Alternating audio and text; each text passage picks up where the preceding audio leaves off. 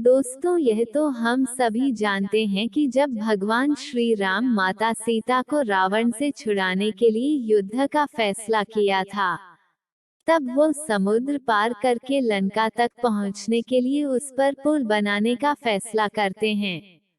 इस काम में उनकी सहायता उनकी सेना के दो वरदान प्राप्त वानर विश्वकर्मा के पुत्र नल और नील करते हैं। क्योंकि नल और नील ही वह वानर थे जिनका फेंका हुआ कोई भी पत्थर पानी में नहीं डूबता था। लेकिन यहाँ सबसे साधारण प्रश्न यह उठता है कि अपनी आंखों के सामने पुल बनता हुआ देख त्रिलोक विजेता रावण ने वानरों को रोका क्यों नहीं? दरअसल ऐसी बात नहीं है कि रावण को इस बात का ध्यान नहीं था कि वानर सेना समुद्र पर पुल बनाकर लंका की ओर पहुंचने की प्रयास कर रही है। रावण यह बात जरूर जानता था, लेकिन वास्तव में उसे लगता था कि वो काफी शक्तिशाली है और यह वानर उसका कुछ नहीं कर पाएंगे।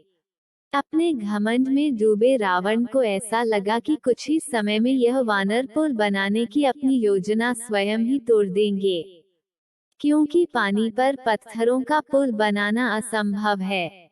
लेकिन जब लंबा समय बीत जाने के बाद भी वानर अपने काम में डटे रहे तो आखिरकार रावण ने अपनी मायावी असुरों को बुलाकर उनकी इस योजना को बिखेरने का आदेश दिया। अपने राजा का आदेश पाते ही रावण के मायावी असुर समुद्र में मछलियों का रूप धारण करके वानरों की सेना को हराने पहुंचे। इधर बाहुबली हनुमान जी, नल और नील के नेतृत्व में पुल बनाने का काम जोरों शोरों से चल रहा था। इस दृश्य को देखने के बाद सभी मछलियों में से एक स्वर्ण मछली को असुरों का नेतृत्व करने का दायित्व सौंपा गया।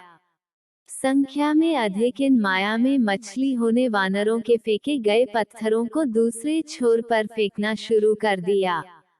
कुछ समय तक तो वानर अपने काम में डटे रहे, लेकिन जब पुल टूटना शुरू हुआ तो उन्हें चिंता होने लगी।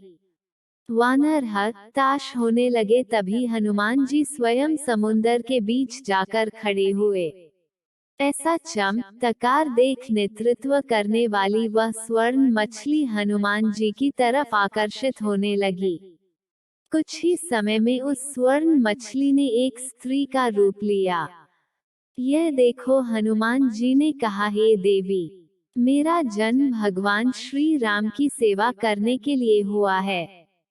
यह दृश्य देख स्वर्ण मछली समेत सभी मायावी मछलियों ने सोचा कि जिसकी सेवा इतना शक्तिशाली व्यक्ति कर रहा हो वह स्वयं कितना शक्तिशाली होगा। स्वर्ण मछली ने सभी को निर्देश दिया कि यदि ऐसा है तो होने वाले इस युद्ध में रावण की जीत कभी नहीं हो सकती।